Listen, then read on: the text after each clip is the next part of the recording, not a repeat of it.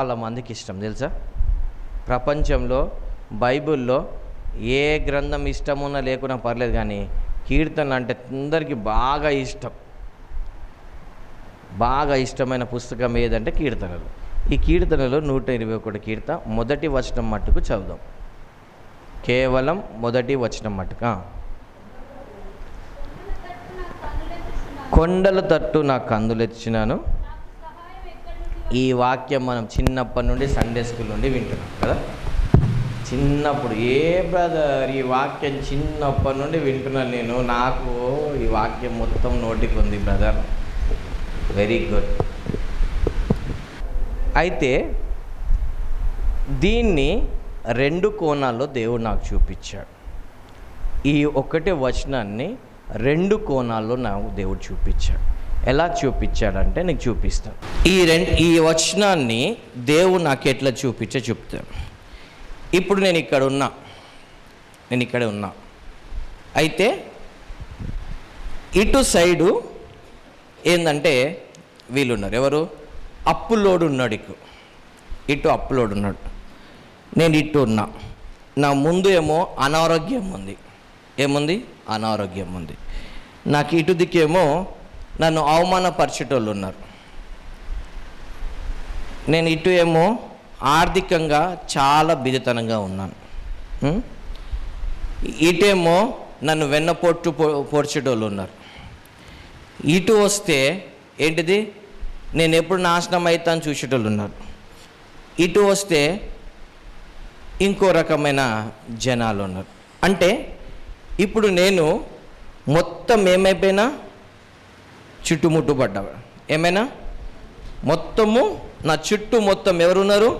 సమస్యలతో నింపండి. ఇప్పుడు నేను ఈ సమస్య నుండి బయటికి వెళ్ళాలనుకుంటే వాళ్ళు ఏంటిది? ఒకళ్ళు చేపట్టుకొని నన్ను బయటికి పోనీయరు.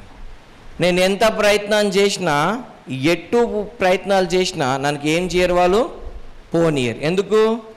వీళ్ళందరూ నన్ను చుట్టుముట్టేసినారు. చుట్టుముట్టినప్పుడు నేను ఎంత ప్రయత్నాలు చేస్తున్నా దానిలోకి వెళ్ళి బయటికి వెళ్ళాను. నేను ఎంత ప్రయత్నాలు చేస్తున్నా కూడా వాళ్ళను పోనీయరు. ఇప్పుడు నేను దేంట్లో ఉన్నట్టు? బంధకాలలో ఉన్నాను. ఇప్పుడు దేంట్లో ఉన్నా? నేను బంధకాలలో ఉన్నా. ఒక సైడు శాపాలు ఉన్నాయి, ఒక సైడు ఇంకొకటి ఉన్నారు, అని చేతబడులు అన్నీ మొత్తం ఏమైనాయి? చుట్టబడి ఉన్నా. ఇప్పుడు ఈ చుట్టబడి ఉన్నప్పుడు నేను బయటికి నా శక్తి సామర్థ్యం సరిపోవట్లేదు వెళ్ళడానికి. నా శక్తి సామర్థ్యము సరిపోవట్లేదు.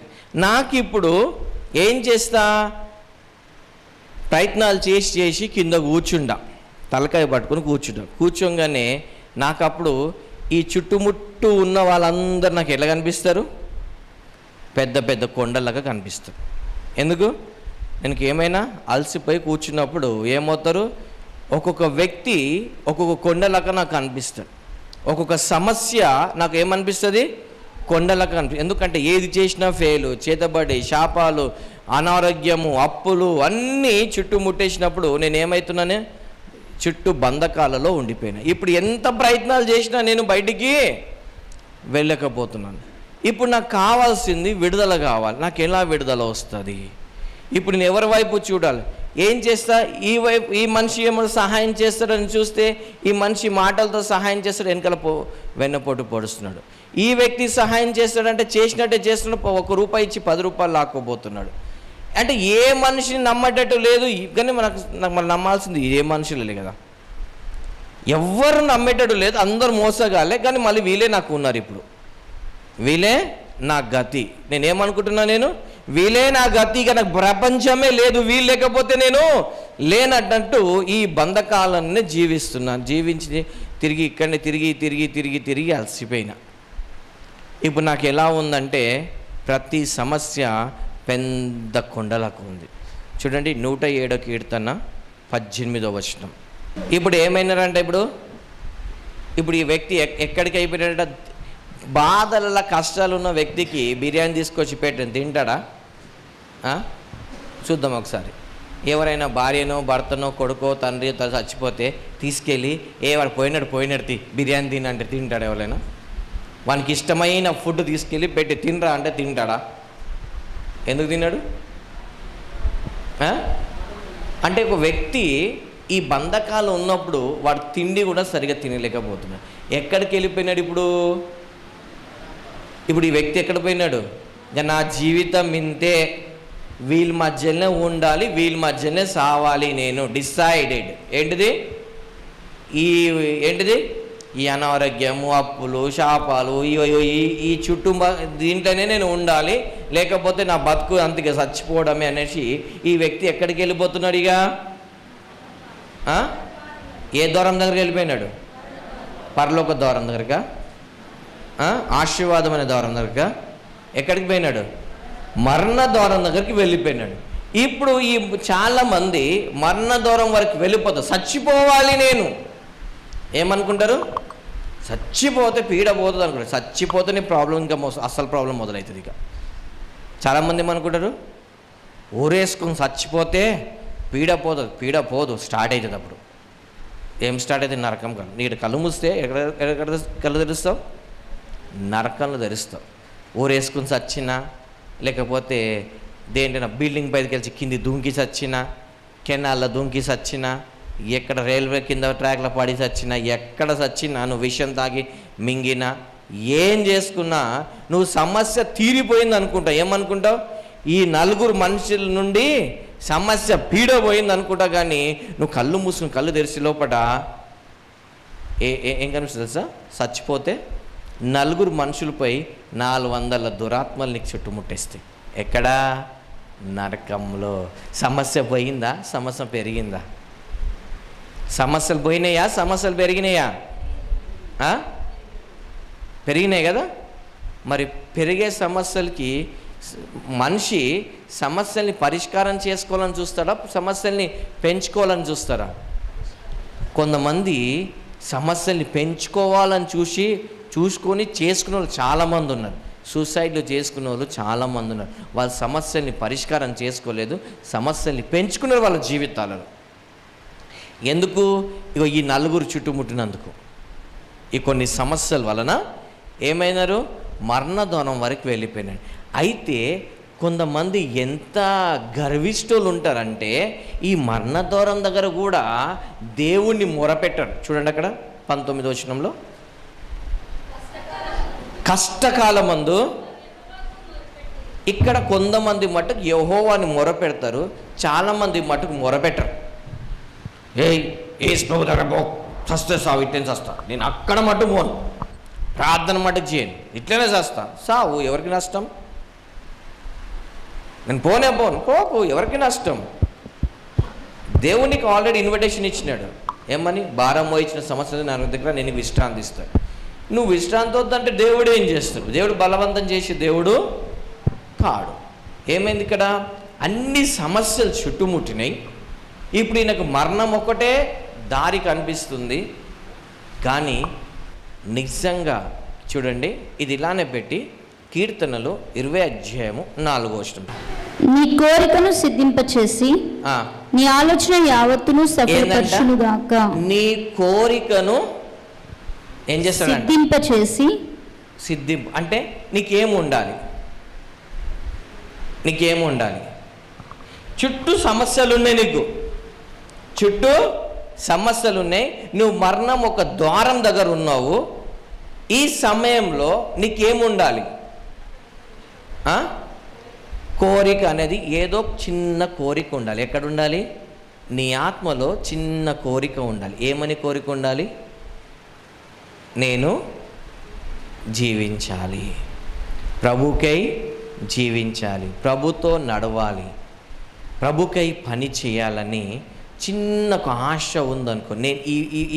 నేను ఈ చుట్టుపక్కల నాకు ఈ సమస్యల నుండి నేను బయటపడాలి, దీనికి అలవాటు కాకూడదు. దీనికి ఏం కావాలి? ఈ నాకు చుట్టుముట్టిన ఈ కొండల నుండి, ఈ సమస్యల నుండి నేను ఏం కావాలి? బయటపడాలని ఈ ఒక్క కోరిక నీకు ఉందనుకో, ఆ కోరికను ఎవరు నెరవేరుస్తారంట? నీ కోరిక లేదనుకో, దేవుడు ఎట్లా నీకు ఫుల్ఫిల్ చేస్తాడు? కోరిక లేకపోతే దేవుడు నీకు ఎట్లా ఫుల్ఫిల్ చేస్తాడు? నీ కోరిక అనేది ఉండాలి. ఏముండాలి? అక్కడ ఏముంది వాక్యంలో 4వ వచనంలో? నీ కోరికను, అంటే చుట్టుముట్టు ఏంటిది సమస్యతో నిండిపోయినావు, నువ్వు మరణం దగ్గరికి వెళ్ళిపోయినావు, నీకు ఏమీ లేదు, ఏంటిది మనుషులందరినీ నమ్మి మోసపోయినావు, ఇక నీకు వేరే ఛాన్స్ లేదు, మరణం ఒక్కటి అన్నప్పుడు ఆ మరణ పడకలో కూడా ఒక చిన్న కోరిక, ప్రవ్వా నన్ను బతికించి. ఏముంది 107 కీర్తనలో? కష్టకాలమందు వారు కష్టకాలమందు వాళ్ళు ఏం చేశారంట? ఎవరికి మొరపెట్టినారంట? మనము యెహోవాకు మొరపెట్టం. మనం ఎవరికి మొరపెడతాం తెలుసా? అప్పులు ఇచ్చేటోడికి పడుతుంది. ఇగో కష్టం ఉంది, మా కూతురు పెళ్ళి ఉంది, 2 లక్షలు అప్పి నేను చిట్టేసి నీకు ఇచ్చేస్తాను. ఎవరికి మొరపెట్టుకుంటాం మనము? అప్పులు ఇచ్చేటోడికి డబ్బులు కావాలంటే అప్పులు దానికి స్టోరీ మంచిగా అల్లుతారు. దానికి ఏం చేస్తారు? స్టోరీ అల్లుతారు. మన ప్రాబ్లం అంతా, భారమంతా వాడికి చెప్తే వాడు మంచి విని, ఓహో ఇప్పుడు వీడికి ఏం కావాలి, నేను వీడికి అవసరం, ఇగో 10 రూపాయలు వడ్డైతే ఇస్తా. సరే, ఎందుకు? నీ అవసరం ఏముంది? ఇప్పుడు నీకు డబ్బు అవసరం బాగుంది, వీడికి నా అవసరం బాగుంది, ఇప్పుడు ఏం చేయాలి? వీటితో నేను డబ్బులు లాగాలి. సరే 2 లక్షలు ఇస్తా, ముందే 20,000 తీసేసుకుంటా. 2 లక్షలు ఇస్తా, 20,000 తీసుకుని నెల కాగానే మళ్ళీ వడ్డేది అడుగుతా. అంటే నీ అవసరం తీసుకెళ్ళి ఎక్కడ చెప్తున్నావు? నువ్వు ఎక్కడ చెప్తున్నావు? మనుషుల దగ్గర చెప్తున్నావు. అనారోగ్యం ఉంది, వెళ్ళి ఏం చేస్తావు? డాక్టర్ నాకు తల నుండి కాలు వరకు అన్ని సమస్యలు. అవునా? అయితే నువ్వు వెళ్ళి ఫస్ట్ స్కానింగ్ చేసుకోరాపు అంటాడు. స్కానింగ్ చేసి, అవును కరెక్టే, నీకు బ్రెయిన్లో బ్లడ్ క్లాట్ అయింది, గుండెలో హోల్ ఉంది, నీకు పసకలు వచ్చినాయి, కాలు వీక్ ఉన్నాయి, అన్నీ చెప్పేస్తాడు. అప్పుడు ఏం చేయాలి? నువ్వు సచ్చే వరకు ఈ మందులు వాడు అంటాడు. ఇక ఎందుకు? నువ్వే చెప్పినావు కదా, వాడు ఇప్పుడు ఇక్కడ అప్పు చేస్తుండు, ఇక్కడ వీడికి కడుతున్నాడు, నువ్వు ఇల్లు అమ్ముతా ఉండు, వీడికి కడతా ఉండు. ఇక నీ ఏంటిది? మనం ఎక్కడ తీసుకెళ్ళి మొర పెడుతున్నాం? మనము ఎక్కడ తీసుకెళ్ళి మొర పెడుతున్నాం? ఒకవేళ ఇక్కడ తగ్గలేదనుకో, చేతబడి దగ్గరికి వెళ్తాం. చేతబడి చేసాడా మాంత్రి కూడా ఏం చేయంటే, నా జీవితం లేదు, ఒక చుమ్ అని మంత్రం చేసేసి నన్ను బాగు చేయి అంటే, ఓహో ఇప్పుడు ఏంటిది? రైట్, ఓకే, దానికి 20,000 ఖర్చు అవుతాయి. పర్లేదు, 20,000 పోతే పోని, నాకు మటుకు బాగా కావాలి. వాడు 20,000 ఇస్తారు. పో, అయిపోతుంది, రేపటి వరకు అయిపోతుంది, పో అయిపోతుంది. ఇక ఏమనుకుంటాం? ఇక 20,000 ఇచ్చిన వాడికి ఇప్పుడు నాకు బాగుంటుందని ఒక్క రాత్రి మంచి పడుకుంటాం. నెక్స్ట్ డే అయిపోయినాక మళ్ళీ సేమ్. అంటే మనము ఎక్కడ మొర పెడుతున్నాము? మనకున్న సమస్యకు మనం ఎక్కడ మొర పెడతాం? అంటే ఈ మనిషి లేకపోతే ఈ మనిషి, ఈ మనిషి లేకపోతే ఈ మనిషి, ఈ మనిషి లేకపోతే ఈ మనిషి, అంటే ఇదే ప్రపంచము, నాకు ప్రపంచం ఇదే, దీని నుండి నాకు వేరేలు ఎవ్వరు ఆదుకునేటోళ్ళు లేరు, ఈ సమస్య వీలే. దేవుడు కూడా మనిషి నుండే చేస్తాడు. అవును కరెక్టే, మనిషి నుండే దేవుడు చేస్తాడు. మనిషిని చేసిందే దేవుడు. చాలామందికి ఒక బాగుంటుంది, మనిషి నుండే కదా దేవుడు సహాయం చేస్తాడు. చాలా పెద్ద రెవల్యూషన్ వచ్చింది. ఏంటిది?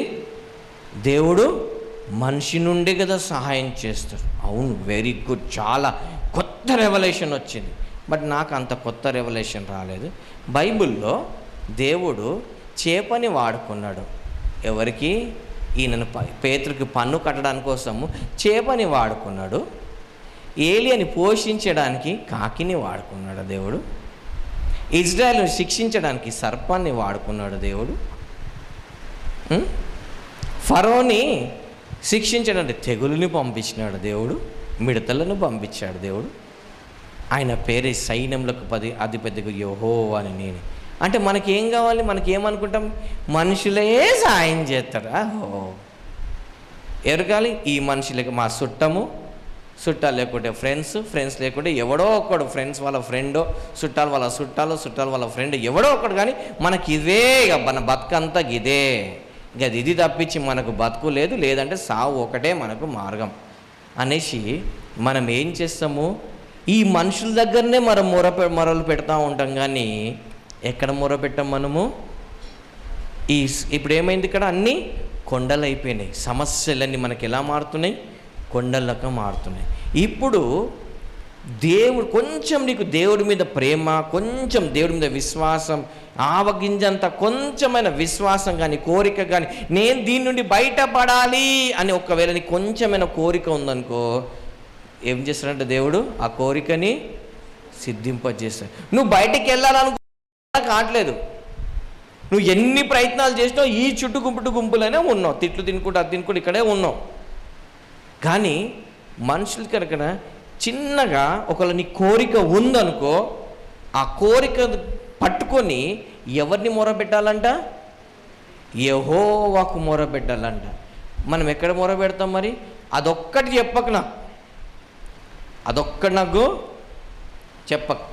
ఏ మనిషి దగ్గరికి వెళ్ళి కాలు పట్టుకోమన్నా పట్టుకుంటా, ఏ మనిషి దగ్గరికి వెళ్ళి ఏం చేయమంట? కాలు పట్టుకో. కానీ దేవుని దగ్గర వద్దంట. నువ్వు పట్టుకోవాల్సింది మనిషి కాలు కాదు, దేవుడు కాలు పట్టుకోవాలి. ఎవరి కాలు పట్టుకోవాలి? యేసు ప్రభు దగ్గరికి ఒక వ్యభిచారం పట్టిన స్త్రీని తీసుకొచ్చి యేసు ప్రభు కాళ్ళ దగ్గర విడిచిపెట్టాడు. వీళ్ళందరూ ఏం చేస్తున్నారు? నిందలేస్తున్నారు. ఆమెకు విడుదల ఇచ్చింది ఎవరు? యేసు ప్రభు. మనం కూడా అందరు కాళ్ళు పట్టుకుంటాం, కానీ యేసు ప్రభు కాళ్ళు పట్టుకోం. ఎప్పుడైతే నువ్వు నీ కోరిక ఉండాలి, ఏమని?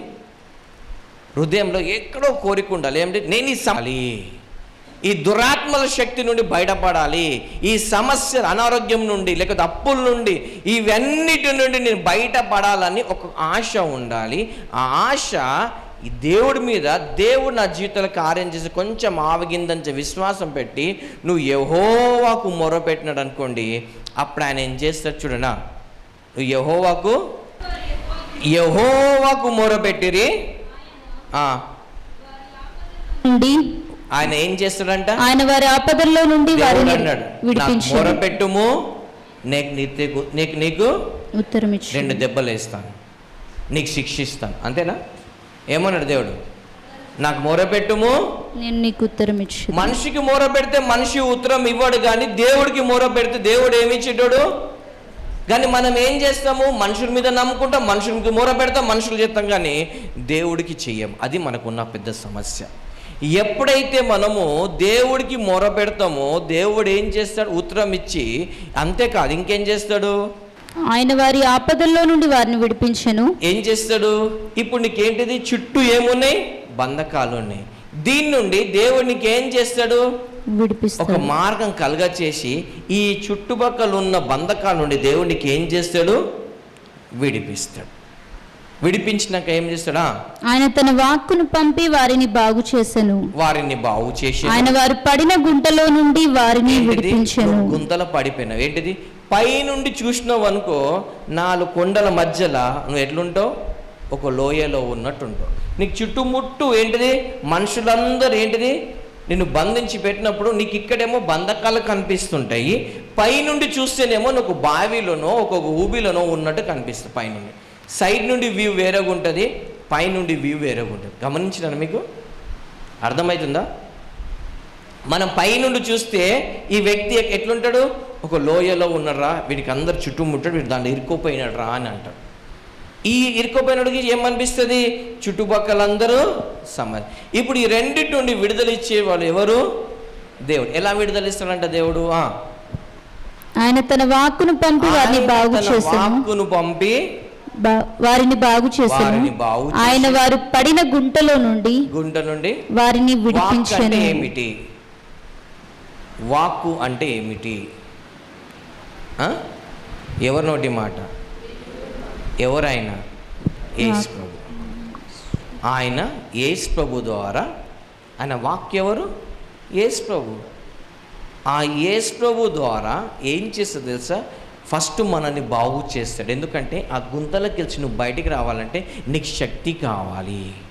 ఎందుకంటే ఇవన్నీ సమస్యలు ఉండి ఉండి ఉండి ఉండి నువ్వు ఏమైనా బాగా వీక్ అయిపోయినావు, బలహీనంగా అయిపోయినావు. కాబట్టి ఫస్ట్ నీకేం చేస్తాడు దేవుడు? బాగు చేస్తాడు. ఫస్ట్ నీకేం చేస్తాడు దేవుడు? బాగు చేస్తాడు. బాగు చేసిన తర్వాత అప్పుడు ఏం చేస్తాడు దేవుడు? ఒక్క చేయిలా చాపి ఇట్లా తీసి ఇట్లా పక్క పెడతాడు. ఏం చేస్తాడు? ఇట్లా తీసి ఇట్లా అని పక్క పెడతాడు. దానికి మంచి ఎగ్జాంపుల్ ఇస్తా.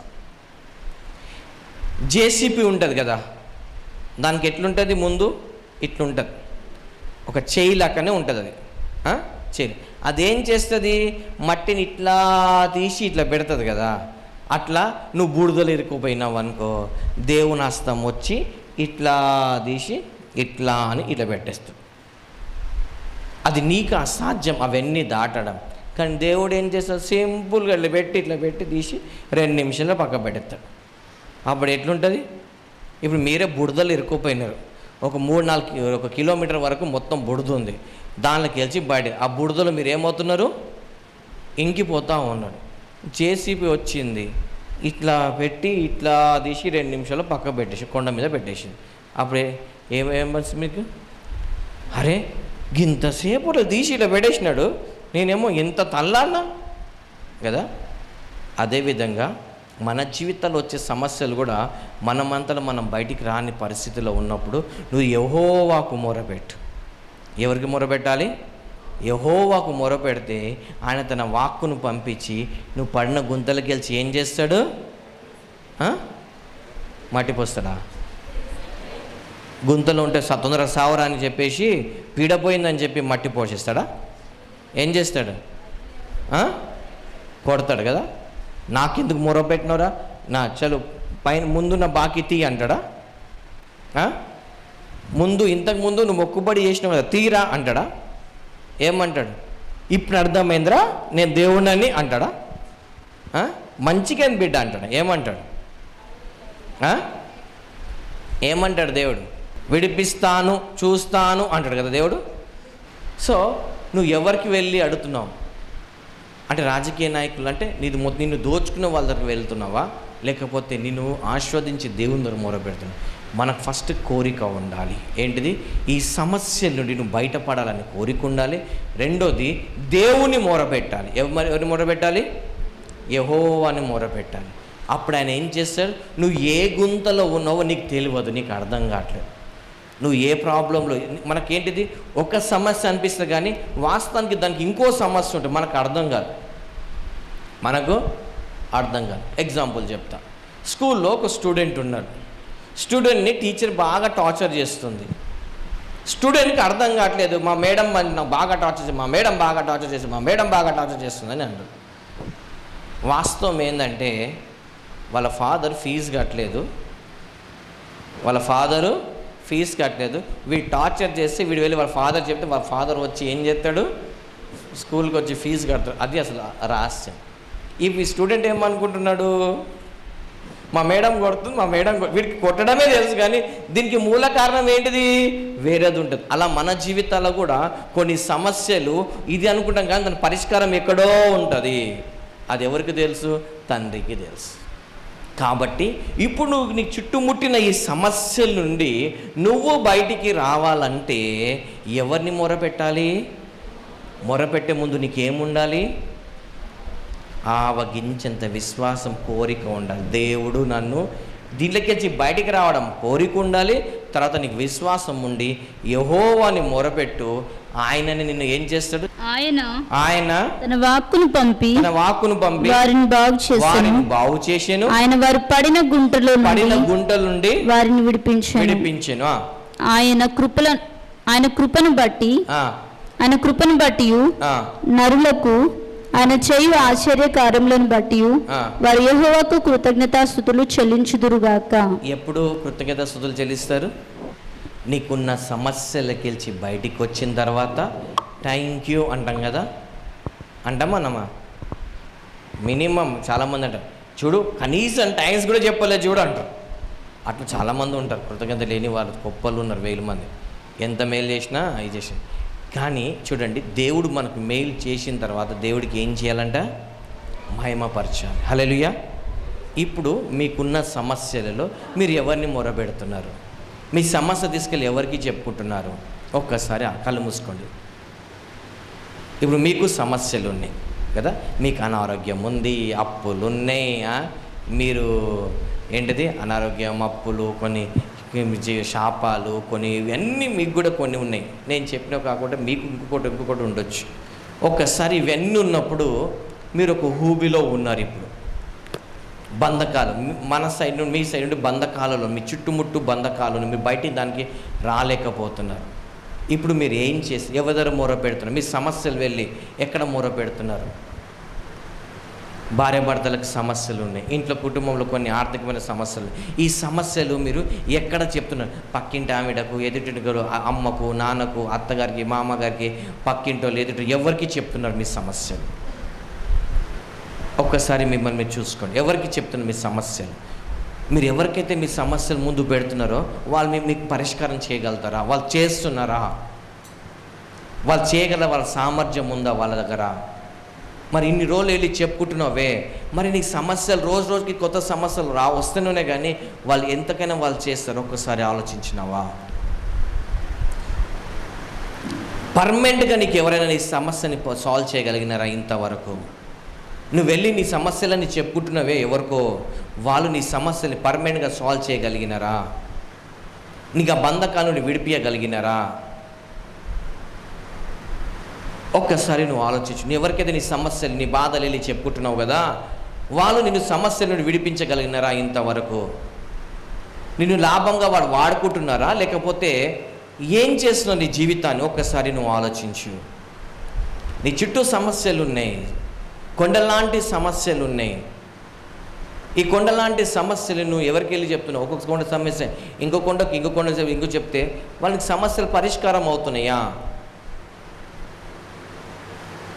ఒక్కసారి నువ్వు ఆలోచించి, నీ సమస్యను ఎవరికి చెప్తున్నావు? అటు కాకపోతే ఇటు, ఇటు కాకపోతే ఇటు. నీ సమస్యలు ఎవరు పరిష్కారం చేసినారు ఇంతవరకు? చేసే సామర్థ్యం ఎవరికి ఉంది? నీ సమస్యలకు పరిష్కారం చేసే సామర్థ్యం ఎవరికి ఉంది? నువ్వు ఇంతవరకు ఎవరికి చెప్పుకుంటున్నావు వాళ్ళందరినీ ప్రాబ్లం సాల్వ్ చేసే సామర్థ్యం ఉన్నోళ్ళ? ఒకవేళ ఉంటే వాళ్ళు చేస్తున్నారా? ఒకవేళ వాళ్ళు చేస్తున్నారా? ఒకవేళ వాళ్ళు చేస్తుంటే స్టిల్ మళ్ళీ నీకు సమస్యలు ఎందుకు ఉన్నాయి? ఒకవేళ నిజంగా వాళ్ళు చేస్తున్నారు కదా, చేస్తుంటే ఎందుకు ఇంకా నువ్వు సమస్యలు ఎందుకున్నావు? ఇంకా సమస్యలను ఎందుకున్నావు? ఇంకా నువ్వు బంధకాలలో, ఊబిలో ఎందుకున్నావు? ఒకవేళ నీకు ఆ వ్యక్తి, నీకు సహాయం చేసే వ్యక్తి, నీకు పైకి తీసుకొచ్చే వ్యక్తిని నమ్ముతున్నావు కదా, ఎందుకు వెళ్ళి చెప్పుకుంటున్నావు కదా, మరి ఎందుకు నువ్వు ఇంకా లోతులో ఉన్నావు? ఇంకా ఎందుకు గుంతలో ఉన్నావు? ఇంకెందుకు ఊబిలో ఉన్నావు? ఎందుకు ఇంకా సమస్యలలో ఉన్నావు? ఒక్కసారి నువ్వు ఆలోచించు. నంబర్ 1, నీ కోరిక ఉండాలి. ఇవన్నిటి నుండి బయటపడాలని కొంచెం నీ కోరిక ఉండాలి. ఆ కోరిక తర్వాత విశ్వాసం వస్తుంది. ఆ విశ్వాసం ఎక్కడ పెట్టాలి? నువ్వు దేవుడి దగ్గర పెట్టాలి. నీ విశ్వాసం దేవుడి దగ్గర పెట్టి దేవుడికి మొర పెట్టాలి. నువ్వు ఎప్పుడైతే యెహోవా దేవుడికి మొర పెడతావో, నిజంగా మొరపెట్టువారు నిజంగా నిజమైన మొరను ఎప్పుడైతే దేవుడికి చెల్లిస్తావో అప్పుడు ఏం చేస్తాడు?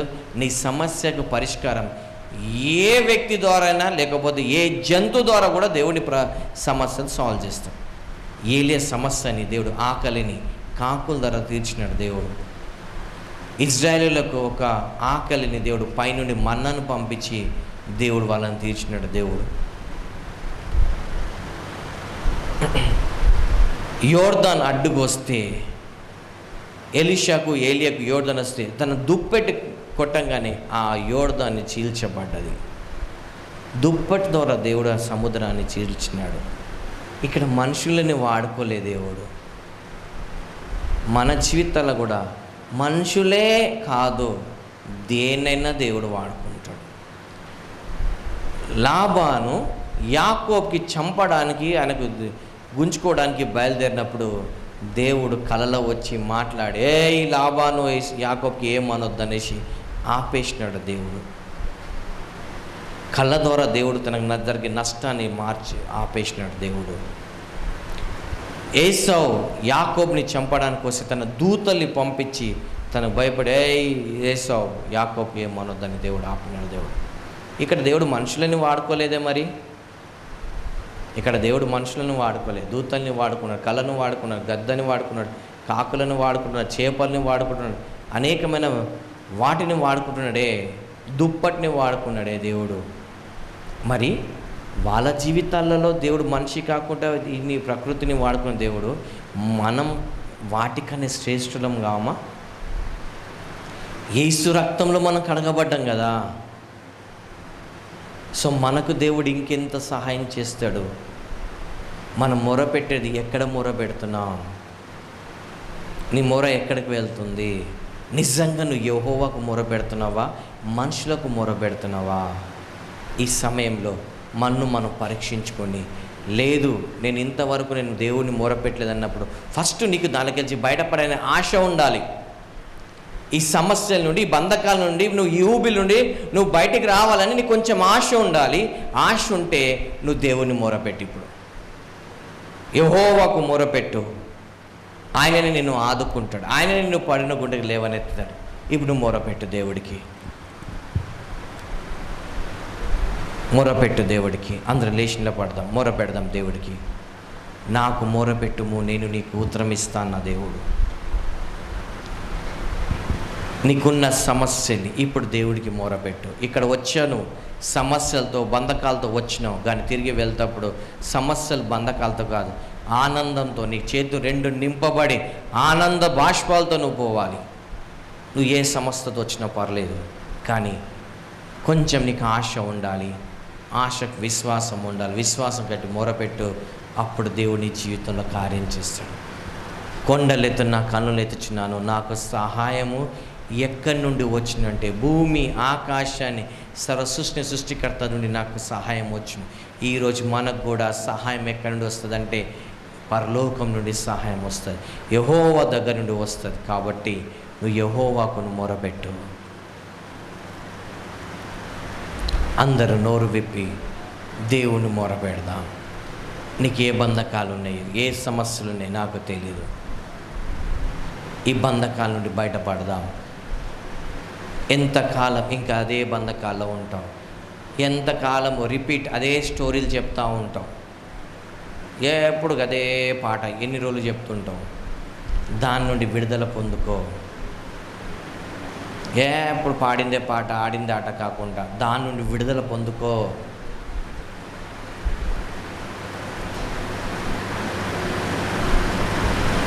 ఎప్పుడు లేదు లేదు అనారోగ్యము నాకు అతను ఉండి తెలుస్తే నాకు గుంజుకుంటారేమో అనేసి ఈ పిచ్చి పిచ్చి అన్ని నుండి బయటపడు. కొంతమంది ఉంటారు, నా అతను ఏమైనా ఉన్నాయని చెప్తే గుంజుకుంటారు, లేదు అని ఏడుచుకుంటుంటారు. అది నిజంగా నీ జీవితాలతో అట్టనే అవుతుంది. అట్లా కాకుండా ఉండాలి. నీదెవరు ఆశించట్లేదు. ఈ సమయంలో నువ్వు దేవుని మొరపెట్టు. నాకు మొరపెట్టుము, నేను నీకు ఉత్తరమే. మొరపెట్టువారు నిజంగా మొరపెట్టువారు అన్న. ఈ సమయంలో నువ్వు నిజంగా మొరపెట్టు, దేవుడు నీకు జీవితంలో కార్యం చేస్తాడు. నీ కుటుంబంలో సమస్యలు ఉన్నాయా? ఆస్తి ప్రాబ్లం ఉందా? డబ్బులా, అప్పులా, నీకు ఎటువంటి ప్రాబ్లం ఉన్నాయి? దేవుడి రెండు చేతులు పెట్టి నీ నోరు విప్పి దేవుని మొరపెట్టు. నీ ప్రార్థన దేవుడికి మొర వెళ్ళాలి. మనుషులు ఏమీ చేయలేరు. ఇంతకాలం నువ్వు మనుషులు మొరపెట్టుకున్నావు కదా, ఎవరు నీకు ఏం సాయం చేయగలిగి, సాయం చేసినా కానీ నీ సమస్యని బయటికి తీసుకురాగలిగినారా? మరి నీ మనుషులు నీ సమస్యను బయటికి తీసుకురానప్పుడు చెప్పి లాభం ఏంటిది? ఎప్పుడైనా యేసు ప్రభుని ట్రై చేసినావా? Try Jesus. ఇప్పుడు యేసు ప్రభుని ట్రై చేయను, దేవుణ్ణి ట్రై చేయి. ఇప్పుడు ఈ సమయంలో నీకు ఉన్న ఊబిలో నుండి, బంధకాల నుండి నీ వలన కావట్లేదు కదా, ఎవరి వలన కూడా కావట్లేదు. కాబట్టి నువ్వు యేసు అని మొరపెట్టు, యెహోవాని మొరపెట్టు. కొంచెం ఆశ ఉంటే దానికి విశ్వాసంతో మొరపెట్టు, దేవుని జీవితంలో కార్యం చేస్తాడు. ఆయన ఏ విధంగా కార్యం చేస్తాడు. నీకు సమస్య, నువ్వు సమస్య చెప్పు, ఆయన పరిష్కారం చేస్తాడు. నువ్వు పరిష్కారం చెప్పకు.